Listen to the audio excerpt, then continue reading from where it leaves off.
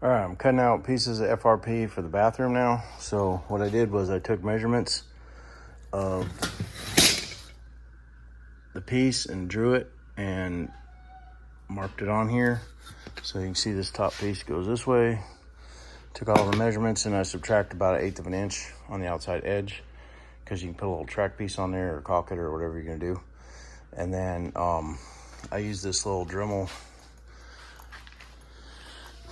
cutter head thing for the jiggle tool, and this thing really actually cuts that FRP quite nicely. I started out with the jigsaw and it's just too chippy, and I don't have a downcut blade that I can find, so I went ahead and switched over to that, but I'm really kind of tickled with it. It works pretty good. So now that I got the pieces cut out, now I got to test fit and make sure they fit, and then I can put FRP glue on the back and then stick them up. Yay. All right, so I put my piece of FRP up in the hole where it's supposed to go, and see, it's just a little bit too long, so we'll have to shave one edge before it'll fit in there, but it looks like she's gonna go once I do that. And then I had to make a screwdriver tool to get these brackets off where that little screws at right there, because I didn't have a screwdriver. I can't find it, so that's my life. Anyway, on and on. Here's what it looks like with the second piece in, and I slipped it in behind the shower wall and pulled this piece of track down so I can put that back up. And then I'll probably end up putting a mirror on that wall, but for now at least it gets everything nice and clean. All right, so interrupted again. Time to go off and do something else and try to get back to this later. Yay. All right, very carefully got behind the sheets with a little trowel, pried them back out, cut off the extra. And some little strips down there, cut and make sure it fits. And I've got FRP glue, yay. Liquid Nails brand. You can get this stuff in tubes. You can get it in 5-gallon buckets or 4-gallon buckets. And we need a notch trowel, V-notch, and I'm just gonna put the glue on the back of the piece and then put it in the hole. So I stayed about, I don't know, 1/4 inch away from the edge and spread glue over the entire piece, and it'll kind of make a suction and stick it to the wall. Since I have that much glue on it, it probably won't need to be secured in any way. And then there's little track pieces that I got too, but I think I'm just gonna caulk most of these since it fits tight. All right, so when you're carrying the piece in, just make sure you don't get glue on all the other surfaces around you.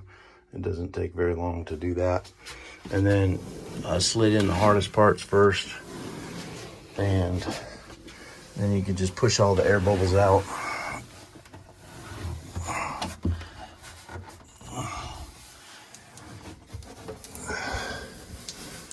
You can hear it kind of crackling and popping as the air's leaving. All right, as long as that's stuck on there good, I should be all right. And if it doesn't adhere like 100 stinking percent, generally the amount of glue you got on there is plenty good to hold it. So make sure your corners get tucked in tight, because otherwise you'll have to kind of taper your corners to make sure that they, if you stick another piece up it and this kind of flares out a little bit, it's kind of hard to get it in there. But I do have some corner pieces also if I want to use those. So I may end up doing that, like this corner here. That corner won't need it because that'll probably get covered again. And now we're ready for this one here. Yay! It's all coming together.